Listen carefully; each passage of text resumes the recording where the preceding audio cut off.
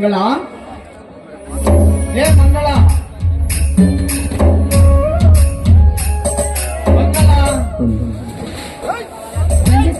ಅಂದಾಗೆ ಕೈಯಲ್ಲಿ ಚೀಲ ಹಿಡಿದುಕೊಂಡು ಬಂದಿರಲ್ಲ, ಯಾಕೆ ಅಂತ? ತೆಗೆದುಕೋ ಕಣೆ. ಈ ಬಾರಿ ಈ ಭೂತಾಯಿ ನೀಡಿದ ಬಂಗಾರದ ಫಸಲು. ಈ ವರ್ಷ ಈ ರೈತ ನೆಮ್ಮದಿಯಿಂದ ಬದುಕುವಂತಾಯಿತು. ರೀ, ಕಾಯಿಪಲ್ಲೆ ಎಲ್ಲ ಸವಾಲಿಗಿಂತ ಹೋದಿದ್ರಲ್ಲ, ಚೆನ್ನಾಗಿ ರೇಟ್ ಬಂದಿತ್ತೇನ್ರಿ? ಅನ್ನುವುದೇನಿದೆ ಮಂಗಳ? ಚವಳಿಕಾಯಿ 100 ರೂಪಾಯಿ ಕೆಜಿ, ಬದನೆಕಾಯಿ 120 ರೂಪಾಯಿ ಕೆಜಿ, ಹಸಿ ಮೆಣಸಿನಕಾಯಿ 150 ರೂಪಾಯಿ ಕೆಜಿ, ಟೊಮಾಟೊ ಹಣ್ಣು 180 ರೂಪಾಯಿ 1 ಕೆಜಿ.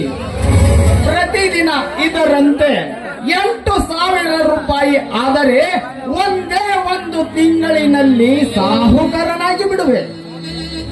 ಸರಿ ಯಾಕೆ ಮಂಗಳ ನಿನ್ನ ಕಣ್ಣಲ್ಲಿ ನೀರು? ಸರಿ, ಆದರೂ ನಿಮ್ಮ ಜೀವನ ಎಂತ ಕಷ್ಟದಲ್ಲಿದ್ದರು ರಾತ್ರಿ ಹಗಲಂತೆ ಹೊಲಕ್ಕೆ ನೀರಾಶಿ ಬಂದಿದ್ದೀರಾ. ನೀವು ನೋಡ್ತಾ ಇದ್ರೆ ನನ್ನ ಕರುಳು ಕಿತ್ತು ಬಂದಂತಾಗುತ್ತೀರಿ. ಹೋಚ್ಚಿ, ಈ ರೈತ ಹುಟ್ಟಿದ್ದೆ ಕಷ್ಟವೆಂಬ ನೊಗಕ್ಕೆ ಎಗಲ ಕೊಟ್ಟು, ಸುಖವೆಂಬ ಉಡಿ ಕಟ್ಟಿ, ಸಂತೋಷವೆಂಬ ಉತ್ತಿ ಬಿತ್ತಿ ಬೆಳೆಯೋದಕ್ಕೆ. ಹಾ ಮಂಗಳ, ನೀ ನಕ್ಕರೆ ಚಂದ, ನಕ್ಕರೆ ಅದಕ್ಕಿಂತ ಚಂದ. ಎಲ್ಲಿ ಇಂಥ ಮುಕ್ತರ ಪತಿಯನ್ನು ಪಡಿಬೇಕಾದ್ರೆ ನಾನೇ തന്നെ ಸ್ವಾಮಿ, ನಾನೇ തന്നെ. ಅಷ್ಟೇ ಅಲ್ಲ, ನೀವು ಒಂದೊಂದು ಆತ್ತರ ಮಾತು ಕೇಳ್ತಾ ಇದ್ರೆ ನನಗೆ ಸ್ವರ್ಗವೇ ಕಂಡಂತಾಗುತ್ತಾ ಇದೆ. ನನಗೂ ಅಷ್ಟೇ ಮಂಗಳ. ನಿನ್ನ ಒಂದೊಂದು ಮಾತುಗಳು ಕಡಲ ಮುತ್ತಿನಂತೆ, ಶಿಲಾ ಬಾಲಿಕೆಯ ಕತ್ತಿನಂತೆ. ಪ್ರತಿ ಮಾತುಗಳು ಬೆಲೆ ಬಾಳುವಂತಹ ಮಾತುಗಳಾಗಿರುತ್ತವೆ. ನಿನ್ನಂತವಳನ್ನು ಪಡೆದ ನಾನೇ ಧನ್ಯ ಅಲ್ಲವೇ? ಹೌದು ಸ್ವಾಮಿ. ನೋಡಿ, ರೈತರ ಉಸಿರು ನಾಡಿನ ಹೆಸರು. ಅಷ್ಟೇ ಇಲ್ಲ, ರೈತ ನಕ್ಕರ ಜಗಳ ಸಕ್ಕರೆ ಅನ್ನೋ ಮಾತು ನಿಮಗೆ ಗೊತ್ತಿದೆ ಸ್ವಾಮಿ. ನಿಜ ಮಂಗಳ, ನಿಜ. ನಿತ್ಯ ಜೀವನದಲ್ಲಿ ಸತ್ಯ, ನ್ಯಾಯ, ನೀತಿಯೇ ನನ್ನ ಉಸಿರು.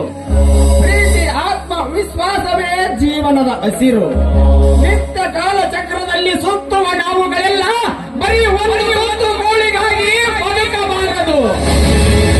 ಸದಾಕಾಲ ಹಣ್ಣು ಕೊಟ್ಟು ನೆರಳು ಕೊಡುವ ಹೆಮ್ಮರದಂತೆ ಬದುಕಬೇಕು. ಅದುವೇ ಜೀವನ. ನೀವು ಮಾತು ಕೇಳ್ತೆ, ನಾನು ಕೂಡ ಇಲ್ಲೇ ಮರ್ತನಿಂದಂತಾಗುತ್ತೀನಿ. ನಡಿಯರಿ ಒಳಗಡೆ, ಸ್ನಾನಕ್ಕ ನೀರು ಇಡ್ತೀನಿ, ಸ್ನಾನ ಮಾಡಿವ್ರಂತೆ.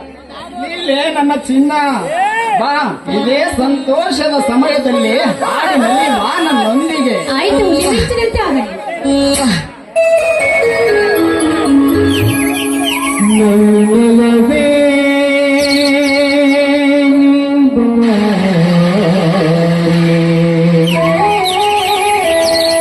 ನನ್ನ ಚೆಲುವೆ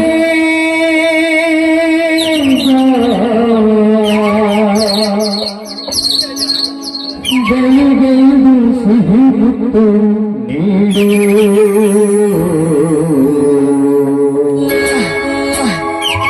ಸಿಹಿ ಮುತ್ತಿನ ಕಾಣಿಕೆ ನೀಡುವ ಸನಿಹಕ್ಕೆ.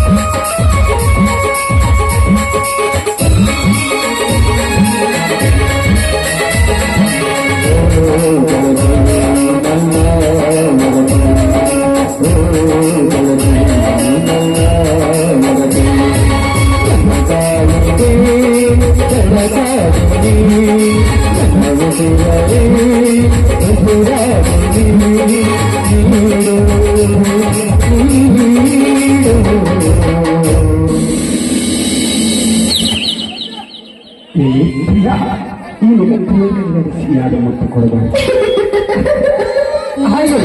ಶ್ರೀಮುತ್ತಿನ ಕಾಣಿಗೆ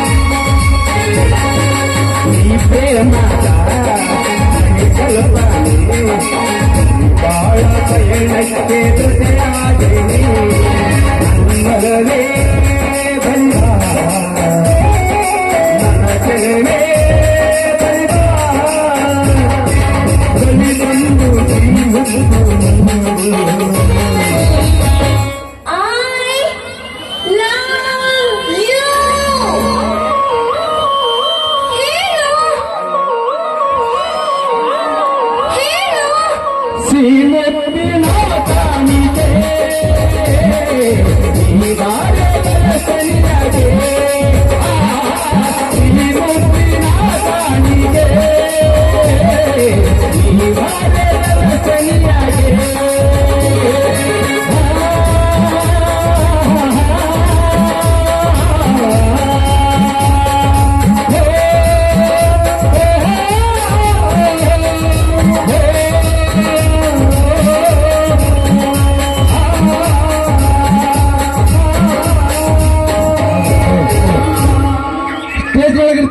ಕಾಲೇಜನ್ರು ದಯವಿಟ್ಟು ಪಾತ್ರಧಾರಿಗಳಿಗೆ ಇಲ್ಲಿ ಬಹಳ ತೊಂದರೆ ಆಗೈತಿ. ದಯವಿಟ್ಟು ಈ ನಾಟಕಕ್ಕೆ ಮಾಲಕರಾದಂತ ಗುರು ಹಿರಿಯರು ಬಂದು ಈ ಕಾಲೇಜ್ ಜನರಿಗೆ ಸ್ವಲ್ಪ ತಿಳಿಸಿ ಹೇಳಬೇಕಂತ ತಮ್ಮಲ್ಲಿ ವಿಜ್ಞಾಪಿಸಿಕೊಳ್ಳುತ್ತೇವೆ. ದಯವಿಟ್ಟು ಇಲ್ಲಿ ಸಮಸ್ಯೆ ಆಗುತ್ತೆ. ಯಾರು ಖಾಲಿ ಜನರು ಆ ಕಡೆ ಹೋಗ್ಬೇಕು, ಸಮಸ್ಯೆ ಆಗಬಾರ್ದು. ಕಲೆಯನ್ನ ಪ್ರದರ್ಶನ ಮಾಡಲು ಸಮಸ್ಯೆ ಆಗುತ್ತೆ. ಯಾರು ಖಾಲಿ ಜನರು ಇಲ್ಲಿ ಬಾರದು. ಕಂಪನಿಗೆ ಮತ್ತು ಪಾತ್ರಧಾರಿಗೆ ಯಾರಾದರೂ ಆಯ್ಕೆ ಮಾಡೋರಿದ್ರೆ ಈ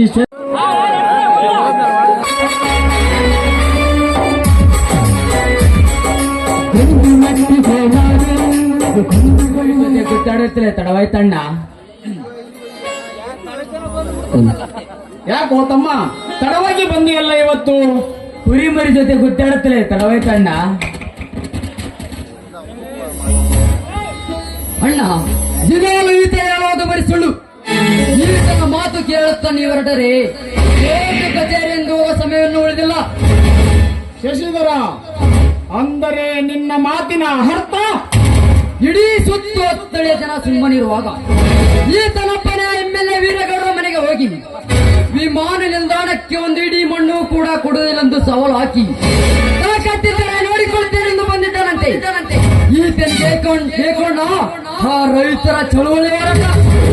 ಇದು ರೈತರ ಹೋರಾಟ ಚಳವಳಿ ಅಲ್ಲ ತಮ್ಮ, ನಮ್ಮಂತ ದನ ಕುರಿ ಮೇಯಿಸುವ ಜನರುಗಳ ಹೋರಾಟ. ಆ ರೈತರ ಭೂಮಿ ಅದನ್ನು ಎತ್ತಿ ಒತ್ತಿ ಒಂದು ಒತ್ತಿನ ಚೀಲ ತುಂಬಿಸಿಕೊಳ್ಳುವ ಹೊಲ.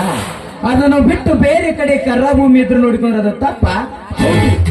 ಅದು ನನ್ನ ದೃಷ್ಟಿಯಲ್ಲಿ ತಪ್ಪೆ. ಅಲ್ಲಿ ಮಾನ ನಿಲ್ದಾಣ ಹೋದರೆ ನಮ್ಮ ಊರು ದೊಡ್ಡ ಸಿಲಿಕಾನ್ ಸಿಟಿಯಾಗಿ ಬೆಳೆಯುತ್ತೆ. ಒಬ್ಬೊಬ್ಬ ರೈತನ ಮಗನು ಕೂಡ ನೌಕರನಾಗುತ್ತಾನೆ.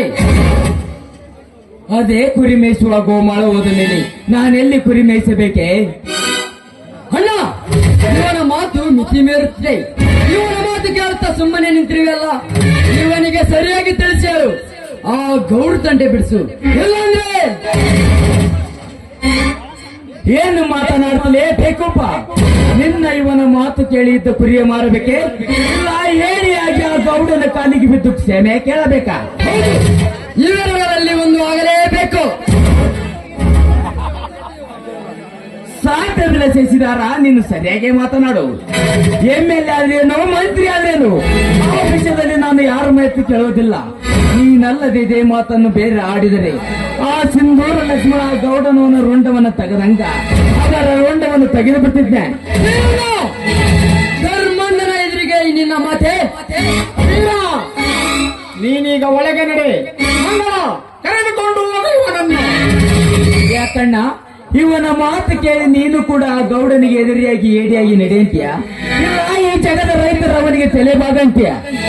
ಬೇರು, ನೀನೀಗ ಒಳಗೆ ನಡೆ. ಇದು ನನ್ನ ಆಜ್ಞೆ. ಸರಿ, ಬಾತಿಗೆ ಹೋಗೋಣ.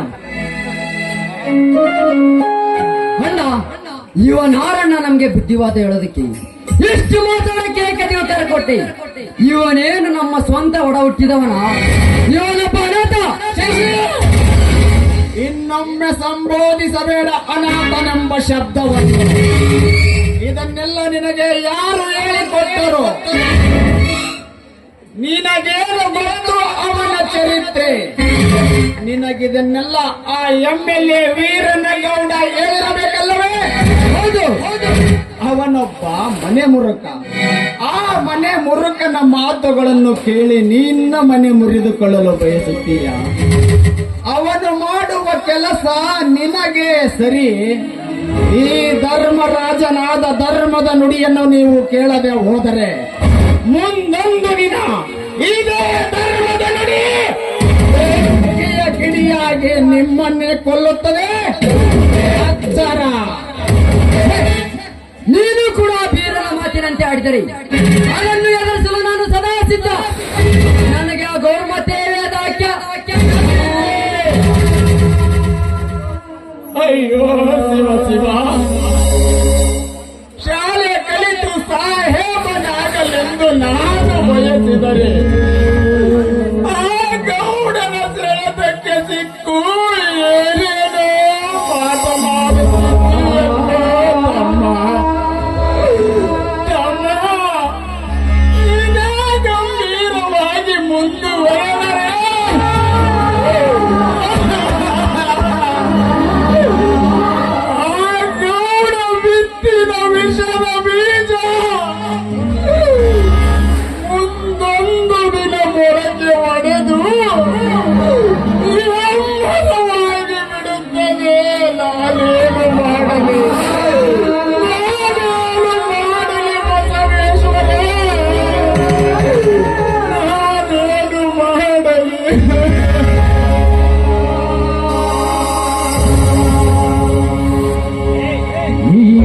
ಬಾಳಲಿ ಶಾಂತಿಯಲ್ಲಿದೆ ಗಾಳಿಯೇ ಬೀಸಿದೆ.